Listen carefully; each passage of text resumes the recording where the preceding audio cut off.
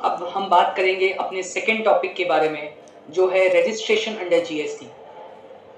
Registration अगर आप देखोगे तो जीएसटी में एक बहुत इंपॉर्टेंट रोल प्ले करता है कि हमें जीएसटी में रजिस्ट्रेशन कब लेना है, कैसे लेना है, क्या प्रोसेस होगा, आज सब हम प्रैक्टिकली डिस्कस करेंगे।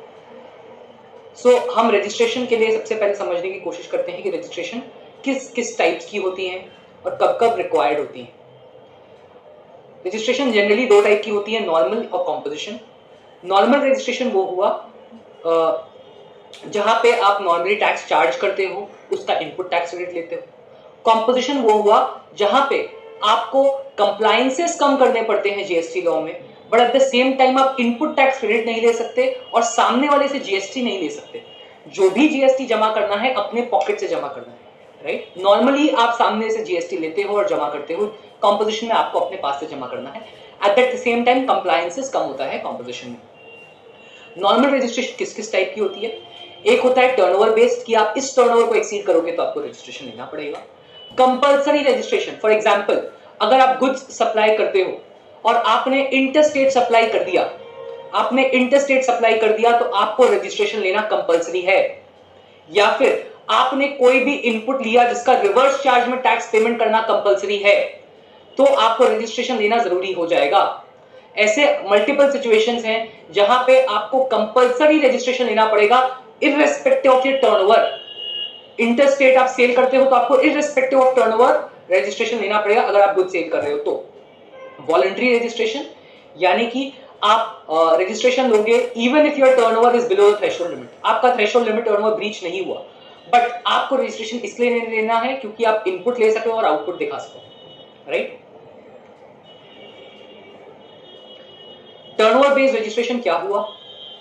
नॉर्मली टर्नओवर अगर आपका लेस देन 10 lakhs या 20 lakhs है आपका नॉर्मल कोई स्टेट्स में, other than special category states, और स्पेशल कैटेगरी स्टेट्स में टर्नओवर का लिमिट है 10 lakhs। अगर आपका टर्नओवर इस लिमिट से बिलो है तो आपको रजिस्ट्रेशन लेना रिक्वायर्ड नहीं है, राइट। तो आप चाहो तो वॉलंटरीली ले सकते हो। अगर आपका टर्नओवर मोर देन 20 lakhs है, जैसे मैं अदर देन स्पेशल कैटेगरी की बात करूं, स्पेशल कैटेगरी स्टेट्स आप देख सकते हो कौन कौन सा सामने है। Other than special category states में आपका टर्नओवर का limit is 20 lakh rupees. 20 lakh rupees के ऊपर रजिस्ट्रेशन लेना कंपलसरी है, राइट।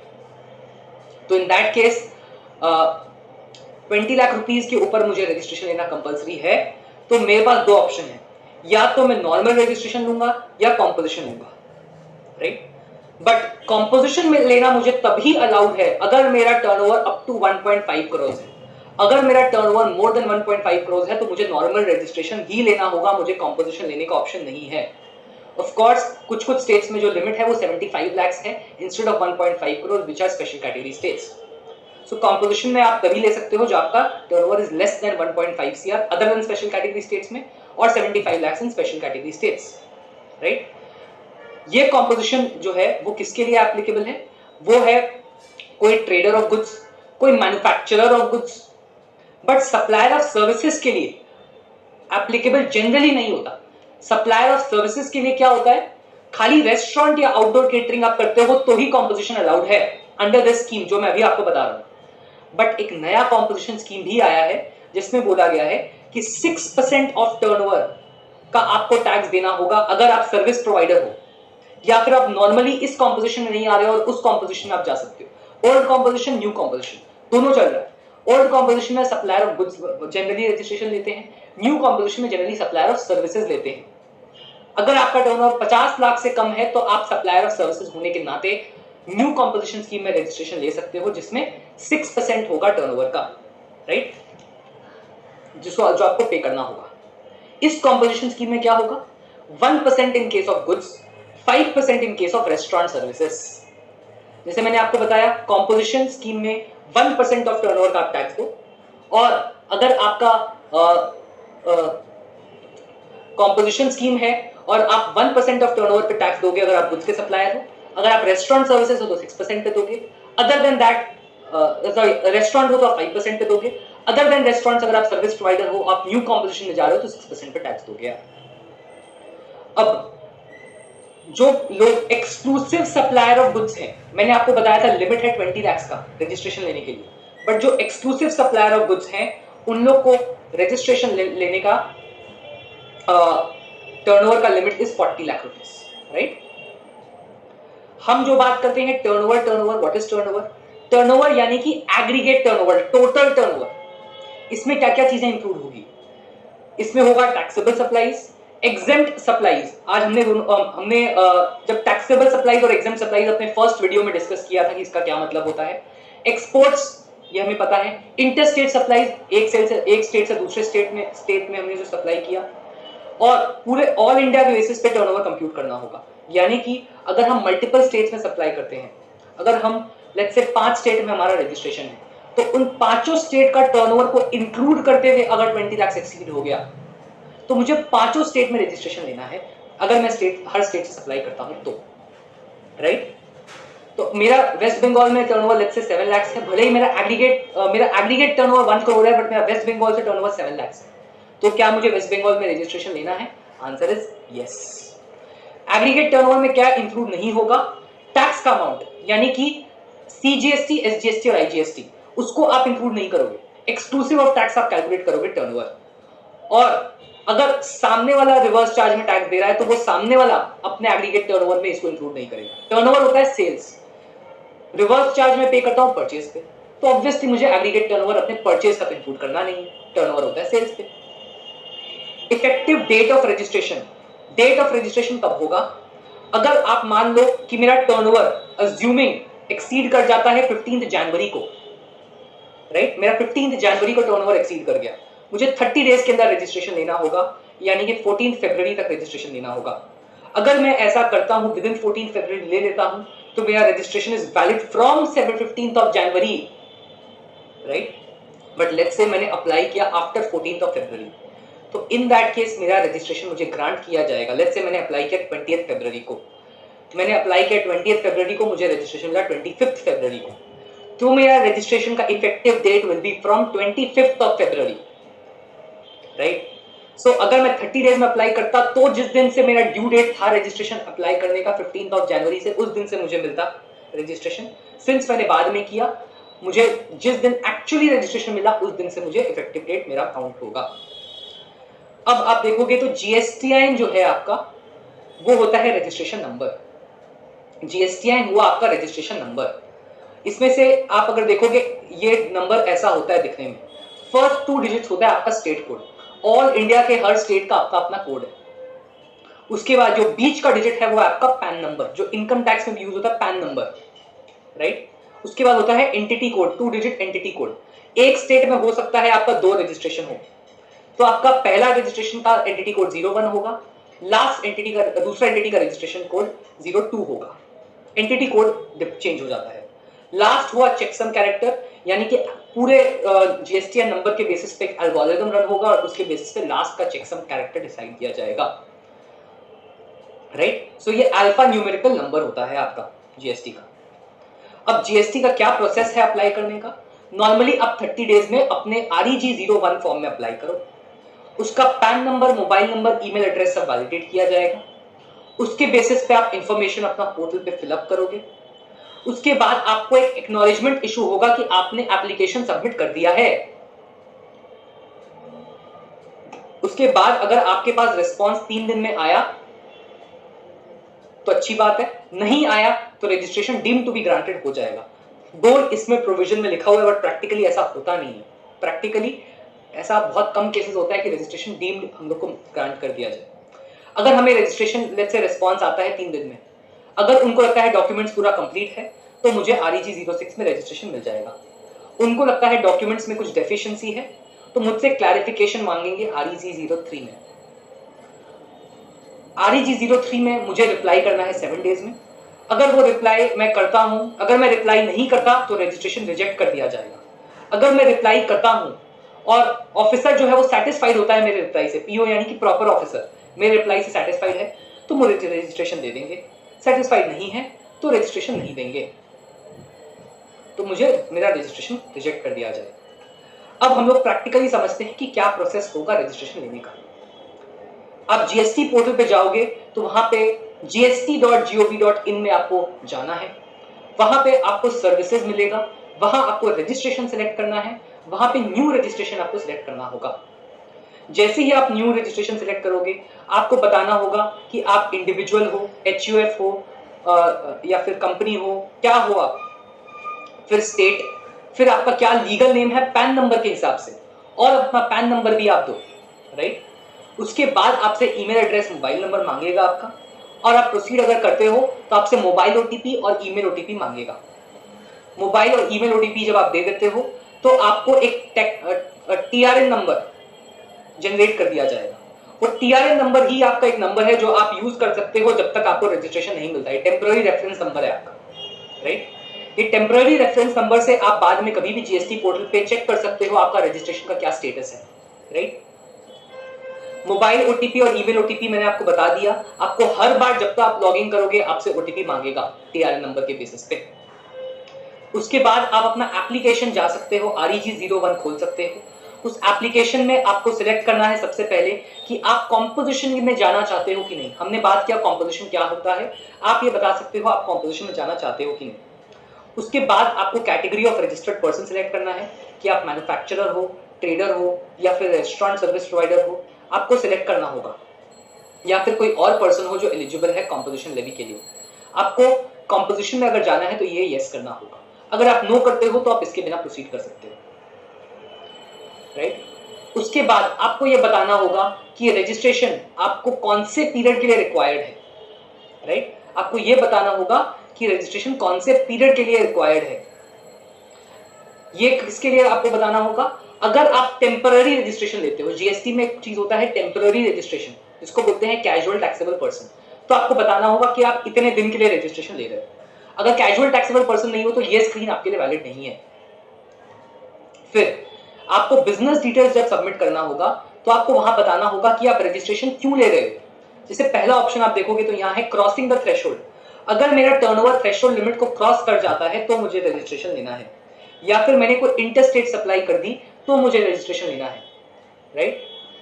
या फिर as a recipient of goods और सर्विसेज मेरी लायबिलिटी आ जाती हो तो मुझे रजिस्ट्रेशन लेना है, मैंने आरसीए में मुझे टैक्स पे करना है, इस वजह से मुझे रजिस्ट्रेशन लेना है। इसमें मल्टीपल रीजंस दिए हुए हैं मुझे रजिस्ट्रेशन क्यों लेना है, राइट।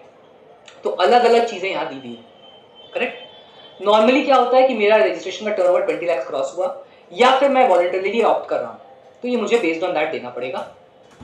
उसके बाद मुझे सिलेक्ट करना होगा कि मेरा लायबिलिटी कब से अराइज हुआ बिजनेस का। जैसे मैंने आपको बताया 15 जनवरी से अराइज हुआ, तो मुझे बताना होगा 15 जनवरी से मेरी लायबिलिटी आ गई रजिस्ट्रेशन लेने की। उसके बाद मैं प्रोप्राइटर हूं कि पार्टनर हूं कि डायरेक्टर हूं, बेस्ड ऑन दैट मुझे अपना पर्सनल इंफॉर्मेशन भरना है, name, father's name, date of birth, gender, ये सारी चीजें मुझे भरनी होंगी। उसके बाद अपना एड्रेस देना होगा और अपना एक फोटोग्राफ अपलोड करना होगा। जितने भी डायरेक्टर्स हैं, जितने भी पार्टनर्स हैं, उन सबका अपलोड करना होगा फोटोग्राफ। और एट द सेम टाइम मुझे बताना होगा कि इन सब में से कितने लोगों को ऑथराइज सिग्नेटरी बनाना है, मतलब कितने लोग मेरा जीएसटी रिटर्न को ऑथेंटिकेट कर सकते हैं, राइट। अगर कोई डायरेक्टर या पार्टनर को ऑथराइज सिग्नेटरी भी बनाना है, यानी जीएसटी रिटर्न को ऑथेंटिकेट भी करेंगे, तो यहाँ जो ऑल्सो ऑथराइज सिग्नेटरी है वहां यस सिलेक्ट करना होगा, राइट। उसके बाद ऑथराइज सिग्नेटरी में हमें बताना होगा कि कौन प्राइमरी ऑथराइज सिग्नेटरी, यानी मेन ऑथराइज सिग्नेटरी जो सारे डॉक्यूमेंट्स पे हमारे साइन करेगा जीएसटी के, वो प्राइमरी ऑथराइज सिग्नेटरी कौन है। अगर मान लो कि डायरेक्टर के पास टाइम नहीं है, कंपनी बहुत बड़ी है, डायरेक्टर के पास टाइम नहीं है, किसी थर्ड पार्टी एम्प्लॉय को बनाया जाता है ऑथराइज सिग्नेटरी, तो वो भी किया जा सकता है। तो वो ऑथराइज सिग्नेटरी का सारा डिटेल्स, उसका नेम, एड्रेस, पैन नंबर, सब चीजें आएंगी उसकी, और फोटोग्राफ वगैरह सब अपलोड करना होगा। और उसके साथ साथ एक प्रूफ देना होगा कि मैंने इस पर्सन को ऑथराइज सिग्नेटरी बनाया है। सारे डायरेक्टर, सारे पार्टनर मिलकर बोलेंगे कि हाँ ये पर्सन मेरा ऑथराइज सिग्नेटरी है, उसका एक लेटर, उसका एक प्रूफ मुझे अटैच करना जरूरी है। ऑथराइज सिग्नेटरी के बाद मुझे प्रिंसिपल प्लेस ऑफ बिजनेस की डिटेल्स देनी है, यानी कि कौन से प्लेस पे मैं रजिस्ट्रेशन ले रहा हूं, उसका पूरा डिटेल में एड्रेस, ऑल्सो उसका कमिश्नरेट, डिवीजन और रेंज। इसका मतलब मैं अगर रजिस्ट्रेशन ले रहा हूं, मान लो आप कैलकाटा नॉर्थ में, कोलकाता नॉर्थ में, तो मुझे सिलेक्ट करना होगा कोलकाता नॉर्थ। अब मान लो मैं डिवीजन है मेरा लाल बाजार डिवीजन, तो मुझे लाल बाजार डिवीजन सिलेक्ट करना होगा। रेंज है मेरा, रेंज बहुत सारे होते हैं, लाल बाजार डिवीजन में भी बहुत सारे ऑफिसर्स होते हैं, तो 5 ऑफिसर्स हैं, 1 2 3 4 5, तो किस ऑफिसर के अंडर हूं मैं, ये मुझे सारी चीजें ऑन एन एस्टिमेट बेसिस ये सारी बतानी होंगी। अब यहाँ देखोगे refer the link for centre jurisdiction, कौन से जुरिसडिक्शन पे आप जाना चाहते हो आप इस लिंक पे जाके देख सकते हो, राइट। जो सारे स्टार मार्क फील्ड है, नीडलेस टू से ये सारे मैंडेटरी हैं, जो स्टार मार्क नहीं है वो मैंडेटरी नहीं है, राइट। उसके बाद आप अपने email address, telephone number, mobile number, ये सारी चीजें दोगे। उसके बाद nature of possession of premises, जो प्रेमाइसेस आप पोजेस करके रखे हो वो आपका ओन्ड है कि लीज है, कि आपका क्या है वो प्रेमाइसेस, आपको रेंटेड है क्या, सब कुछ आपको बताना पड़ेगा। और उसके साथ साथ आपको प्रूफ देना होगा कि वो जगह पे आप अगर बिजनेस कर रहे हो तो उसका प्रूफ क्या है कि वो बिजनेस की वो जगह आपका है, वो जगह आपको लीगली आप यूज कर रहे हो बिजनेस करने के लिए, वो आपको डॉक्यूमेंट अपलोड करके बताना होगा। Next, nature of business activity, यानी क्या टाइप की बिजनेस एक्टिविटी है, आपकी रिटेल है कि आपका फैक्ट्री है कि सप्लायर ऑफ सर्विसेज है कि एक्सपोर्ट है, ये सारी चीजों आपको सिलेक्ट करना होगा। फिर नेक्स्ट है have additional place of business, अगर आपका एडिशनल प्लेस ऑफ बिजनेस है, यानी आप जरूरी नहीं आपके एक ही जगह हो, मान लो आपका एक जगह है, आपका ऑफिस जो है आपका लाल बाजार में, दूसरी आपकी फैक्ट्री है, आप मान लो वो है आपकी जोका में, तो आपको एडिशनल प्लेस ऑफ बिजनेस जोका का भी एड्रेस का डिटेल्स आपको देना पड़ेगा, राइट। तो एडिशनल प्लेस के डिटेल्स को भी आप दोगे। और आप जुरिसडिक्शन जैसे कि मैंने आपको बताया आपको सिलेक्ट करना पड़ेगा। फिर एडिशनल प्लेसेस ऑफ बिजनेस आपके कितने हैं, अपार्ट फ्रॉम दिस आपके और कितने प्लेसेस ऑफ बिजनेस हैं, उन सबका एड्रेस आपको जीएसटी डिपार्टमेंट को डिस्क्लोज करना होगा। उसके बाद furnishing details of additional places of business, आपको जितने भी एडिशनल प्लेसेस ऑफ बिजनेस हैं वहां का एड्रेस, वहां क्या टाइप का डॉक्यूमेंट है, किस टाइप का पोजीशन है, आपका ओन है कि लीज्ड है, वो सारी चीजें आपको देनी होगी। फिर आपको क्या टाइप का बिजनेस एक्टिविटी है वो बताना होगा, राइट। उस जगह पे भी आपकी फैक्ट्री है कि वो आपका वेयरहाउस है जहां आप कुछ स्टोर करते हो, सारी चीजें बतानी होंगी। उसके बाद आपको एचएसएन कोड, हमने फर्स्ट लेक्चर में बात किया था एचएसएन कोड क्या होता है, हमें बताना होगा कि हमारे टॉप 5 गुड्स और सर्विसेज जो हम प्रोवाइड करते हैं उन सबका एचएसएन कोड क्या है। गुड्स है तो उसका एचएसएन कोड 1 to 98 किसी कोई चीज से स्टार्ट होता होगा। सर्विसेज का एचएसएन कोड हमेशा 99 से ही स्टार्ट होगा, 99 से ही आपका एचएसएन कोड हमेशा सर्विसेज का स्टार्ट होता है, राइट।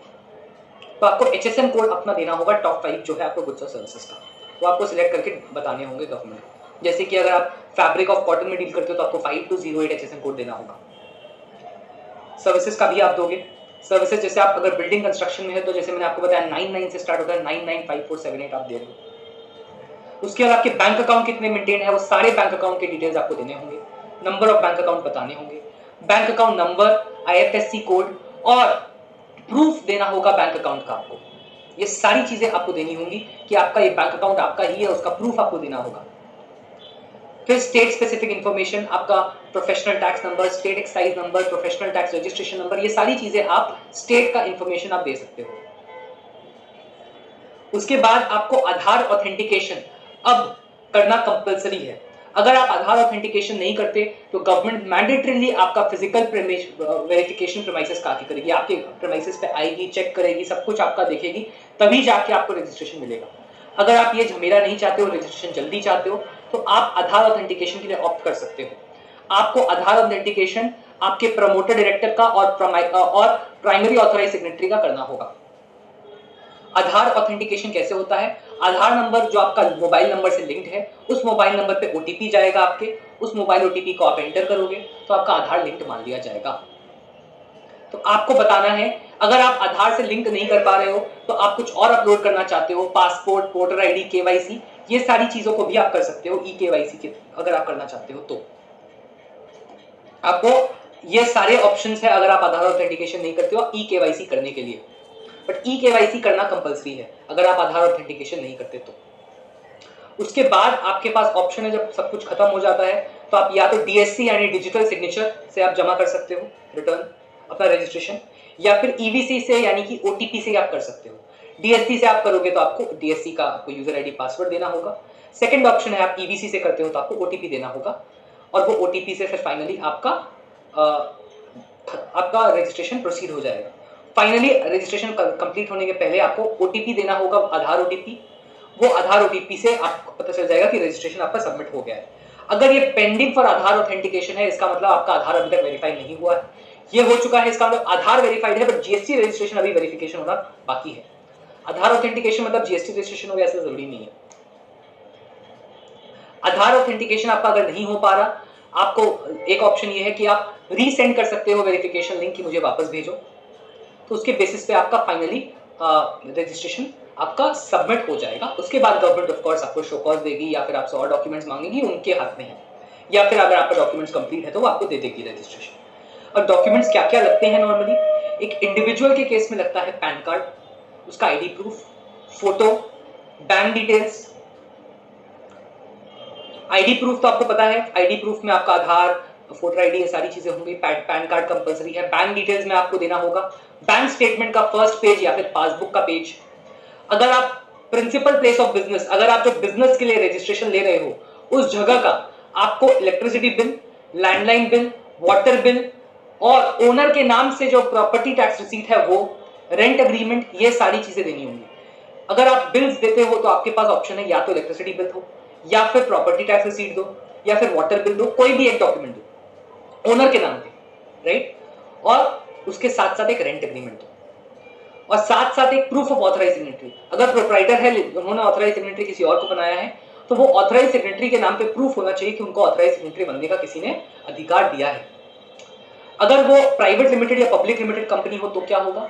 उसका पैन कार्ड, मेमोरेंडम और आर्टिकल्स ऑफ एसोसिएशन देना होगा, इनकॉर्पोरेशन सर्टिफिकेट देना होगा, बैंक डिटेल्स में कैंसिल चेक या फर्स्ट पासबुक, और एक बोर्ड रेजोल्यूशन आपको देना होगा कि उन्होंने इस डायरेक्टर को या इस पर्सन को ऑथराइज किया है कि आप सारे जीएसटी के कंप्लायंसेस के लिए ऑथराइज हो। नेक्स्ट, रजिस्टर्ड ऑफिस के लिए आपको, जैसे मैंने आपको बताया, सिमिलर डॉक्यूमेंट्स जो लास्ट पेज में थे वही लगेंगे। डायरेक्टर के डॉक्यूमेंट्स में पैन कार्ड, आईडी प्रूफ लगेगा डायरेक्टर का। Of course proof of authorize signatory में रेजोल्यूशन के साथ साथ एक और प्रूफ लगेगा कि हाँ आपने अपॉइंट किया है इस पर्सन को ऑथराइज सिग्नेटरी। दिन नंबर आपको डायरेक्टर का देना होगा, उनका डिजिटल सिग्नेचर लगाना होगा अगर आपको डिजिटल सिग्नेचर से सबमिट करना होगा। पार्टनरशिप के केस में पार्टनरशिप का पैन कार्ड, उसका अग्रीमेंट, एलएलपी है तो एलएलपी का पैन कार्ड और उसका अग्रीमेंट, पार्टनरशिप का डीड होगा। अगर वो एलएलपी है तो पार्टनरशिप जो पार्टनर्स है उनका डीपिन नंबर और digital signature. Bank details same है, बैंक का पासबुक और बैंक स्टेटमेंट। रजिस्टर्ड ऑफिस का मैंने आपको जो डॉक्यूमेंट बताया, रेंट एग्रीमेंट के साथ साथ कोई भी एक प्रूफ ओनर का कि वो owner, property tax receipt, electricity bill, ये सारी चीजें लगेंगी। पार्टनर का डॉक्यूमेंट्स यानी कि पैन कार्ड और आईडी कार्ड ऑफ पार्टनर्स और उनका photo. Last but not least, proof of authorize signatory, ये सारी चीजें लगेंगी। विद दिस हमने आज बहुत ही प्रैक्टिकली अपना रजिस्ट्रेशन प्रोसेस को डिस्कस किया है। जो हम एक्चुअली बहुत जो आप प्रैक्टिकली करते हो वो सीखते हो। मैंने आपको अपना प्रैक्टिकल नॉलेज पूरा शेयर किया है, पूरा प्रोसेस आपको जीएसटी पोर्टल का 1 by 1 एक एक करके दिखाया है। आई होप इससे आपको ये प्रोसेस जो करना है हमें काफी क्लैरिटी आई होगी। विद दिस ये वीडियो को मैं यहीं पे